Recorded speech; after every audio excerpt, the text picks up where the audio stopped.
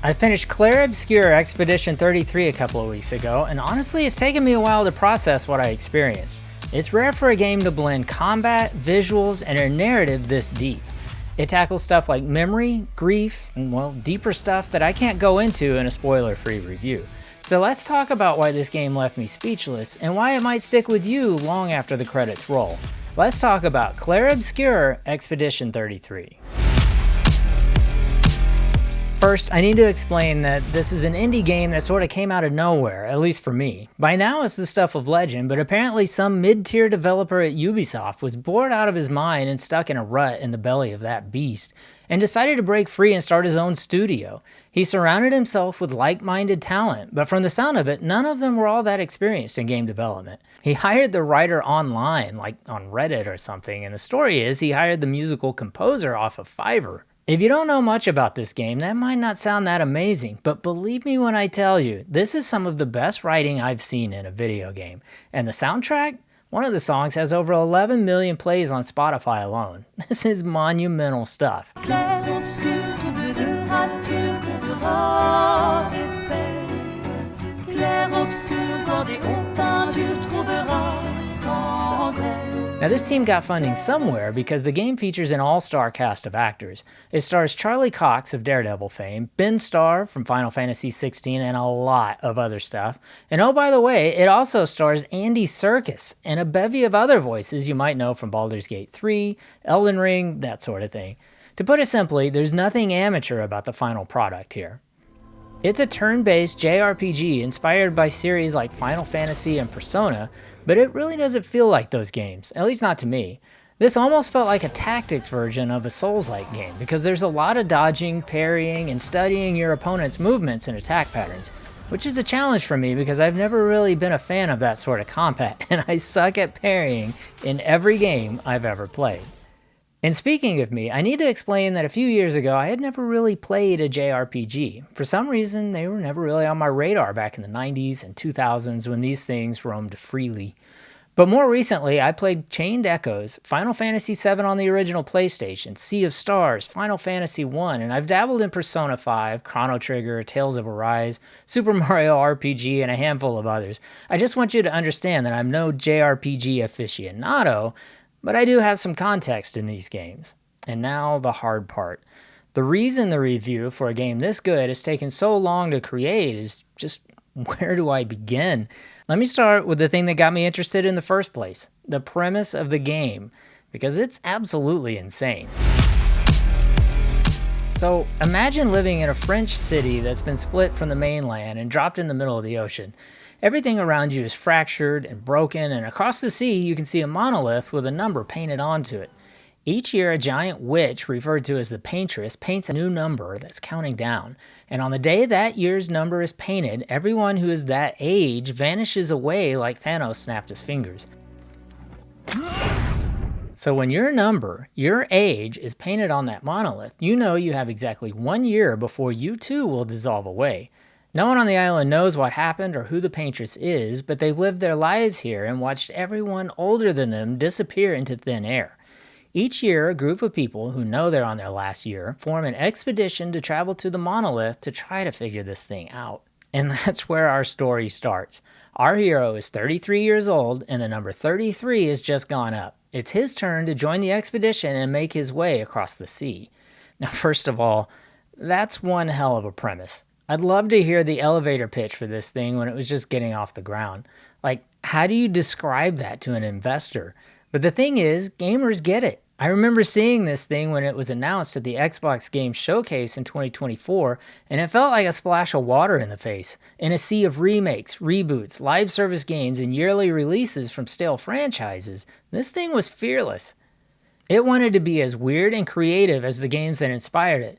There was no one upstairs to tell them to try to appeal to a wider audience, or to stay away from turn-based combat, or to figure out how to cram in microtransactions. Clearly, this game was made by gamers, from the testers all the way up to the C-suite, and the result is a one-of-a-kind experience. So the story is breathtaking. I can't really say much about it without going into spoiler territory. Side note, if you have any comments about the game or about this review, I only ask that you do not put any spoilers in the comments. That's very important to me. Thanks. I can say that beyond the somewhat bonkers setup, there's actually a lot of meat on the bones as the story unfolds and the characters develop. It's an emotional story about loss and the grief that comes with that. It's personal, it's nuanced, and it's incredibly thoughtful. Something's wrong with it. Why isn't it attacking us? There were different points in the game where I felt like I just needed to put the controller down and absorb what just happened. When I finished the game, there was a lot to process, and the next day I actively sought out other players that had finished the game to talk about it. I hadn't felt that way about a game since Cyberpunk, and probably only a handful of times before that. A grim reminder that a person is merely a collection of bytes that can be copied, reproduced. So Clair Obscur is a French term in art for basically a lot of contrast between light and dark, and that's a theme we'll reference a lot here, starting with the fact that in addition to the story being emotional and thoughtful, it's also overwhelmingly brutal. Death hangs over the team in every step of the expedition, and the only way to advance is to destroy. There are signs of death everywhere, and there's one zone early on that's literally piled high with corpses. But you have the tools to fight back, including equipment, skill sets, and abilities called Pictos. For equipment, there's really only weapons to deal with, and each team member uses a unique weapon type, so it really simplifies equipment management. Every few levels or so, you'll either discover a newer, better weapon, or if you already have a favorite, you can use resources to upgrade them along the way. Each character has a skill tree with dozens of skills to choose from, but only a handful can be equipped at any given time. Some skills for one character may complement skills in someone else's skill tree, so finding those synergies can go a long way and really make your team lethal.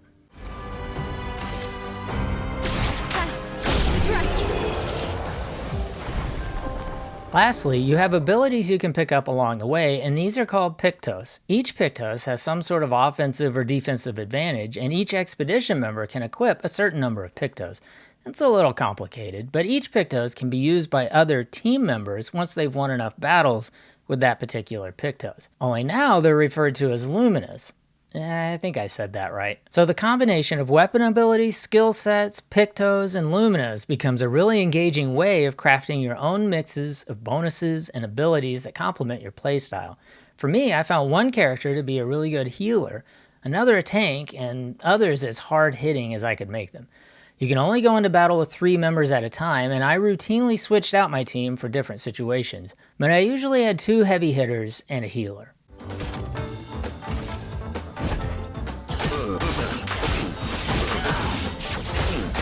In case you're wondering, yes, your bench players do level up when they're not on the battlefield, just not as fast. So it's worth it to have a rotation of sorts to keep everyone leveled up and useful. Okay, but here's the cool part. This game is turn-based, and when you're attacking, there's an opportunity to press a button in a standard QuickTime event to make your attack hit harder. And when you're on defense, you have to determine when to dodge, parry, or jump depending on the attack. Dodging has a larger reaction window, but a successful parry gets a free counterattack. There's also another move called a gradient counter, but the important thing here is that with every attack, you have to be on your toes and ready to react accordingly. The end result is a combat system that is cerebral and tactical, but it's also incredibly visceral and intense. And I know what some of you are thinking. There are JRPGs that have been doing this sort of thing for decades, whether it's timed attacks in Super Mario RPG, or parrying and dodging in games like Ys or the Tales of series. This is all true, and no, I haven't played all those games. But I think it's safe to say no one has really brought all those different systems together quite like this. Learning an attack pattern, hitting the perfect parry, setting up a huge hit, and then pulling it all off is satisfying in a way I can't really capture here.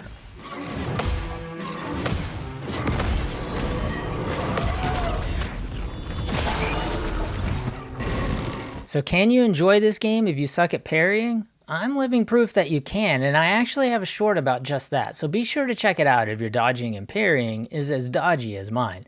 While you're at it, check out my channel and even subscribe if it looks like a good time. And don't forget to like this video so YouTube knows it doesn't suck, hopefully. I work hard at presentation, but not nearly as hard as Sandfall Interactive. The whole thing is presented in a beautiful, painterly aesthetic that feels like a moment of clarity on the edge of insanity. Everyone is behaving in a mostly logical way to events that are increasingly illogical. And that brings us back to the theme of extreme contrast. While having a conversation about trauma and maybe thinking about the stages of grief, you might find yourself talking to a giant balloon or a guy that looks like a toupee in overalls. You can go into battle wearing blood-soaked combat attire, or you can, wear a beret and have a giant baguette in your back pocket. Or you can take a break from all the death and grief and trauma and go do mini-games on the beach. Well, wait, I can't in good faith recommend spending time at the beach in this game. To each their own, but these things made me want to pull my hair out, and whatever reward was waiting at the end of it all could not possibly have been worth the effort. Tell me about your experience with the beach. But hey, the character designs, the worlds around them, everything was artfully done and beautiful even when drenched in destruction and despair.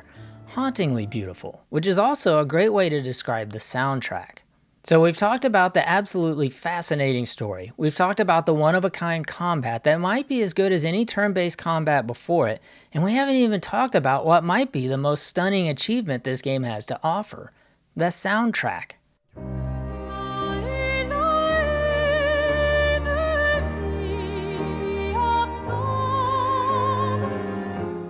The soundtrack in this game doesn't just set the mood, it paints it layer by layer.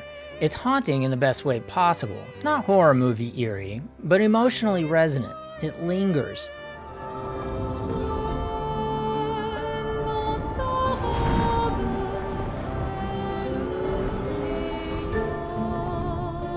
What makes it groundbreaking is how tightly it's woven into the world and story. This isn't just background music, it responds. A lot of game soundtracks do this, but there's something about the way it builds with the stakes. It fractures when you're falling apart, and it blooms when the game wants to remind you of what's worth saving. Even the combat themes don't just pump adrenaline, they carry emotional weight. It's not epic for epic's sake, it's storytelling through sound. The best compliment I can give it? You could listen to this soundtrack with no context and still feel like something inside you is being unraveled and reassembled. And with context, it might just break you in the best way.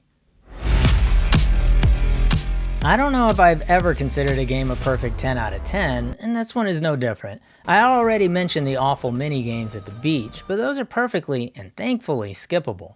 I also got lost pretty regularly, partly because the level designs were fairly repetitive and didn't have a lot of distinguishable features, but mostly because the game had a bad habit of turning your character a different direction when coming out of combat. It was very disorienting. And while the game is somewhat forgiving with difficulty settings and in-game abilities to help with parrying, at the end of the day, your ability to successfully parry is going to have a huge impact on your enjoyment in the game. I found it just difficult enough to be satisfying, but there will be people who bounce off the defensive combat who would otherwise enjoy the game. I also groaned a little each time the game tried to inject some jumping and platforming because it was just incredibly clunky. In addition to the mini-games at the beach, there were certain zones that also required some precision jumping, and I don't know, when I missed a jump, it felt more like an issue with the game than a skill issue. But aside from that, most of my complaints for the game are minor, like the invisible walls or an interface that can sometimes feel overwhelming. I was pretty deep in the game before I realized I could equip passive pictos in addition to the active ones, for example. But none of those stopped this game from being what I consider a true work of art. It's nice to know something of us will remain in the world after today. So let's talk about gamer types, because I love the gamer motivation model created by Quantic Foundry for seeing if this is something you'd jive with. For action, this is about as actiony as you'll get with a turn-based game. This is not a social game at all, unless you dig into the specific builds and show them off on Reddit or something. There is a ton of mastery to work with here. I'd say it scores high on achievement too, because there are lots of collectibles, side quests, and by the end of it, your characters are in a whole different league of power and abilities. This game is off the charts on immersion. And lastly, I'd say the game scores somewhere in the middle on letting you use your creative side. There's a lot of tinkering available in your character builds, and you can customize your characters with a variety of cosmetics. Jerry Hulkins of Penny Arcade fame once asked, how can something made entirely of art not be art? He was referring to an old debate about whether or not video games were actually art. And I don't think that debate exists anymore, but this game reminded me of that idea being made up entirely of art. The setting, the soundtrack, the story, and oh yeah, the kick-ass combat system. It all adds up to a really unforgettable experience. I know that sounds like hyperbole, and it's not going to resonate with every single person, but damn. This game was fun from the beginning. I always wanted to know what was going to happen next, and when it was over, I had a lot to think about. Clair Obscur Expedition 33 blew me away. The game's theme of extreme light and dark is more than just a vibe. That contrast is everywhere. In the visuals, in the characters, in the choices you make. It's a game about beauty and sorrow, hope and loss, and the thin, blurry line that separates them. It's not just a great game. It's one that sticks with you. It feels trite to say I give this game a thumbs up, which I do. What I really need now is some therapy. I'll see you in the next game.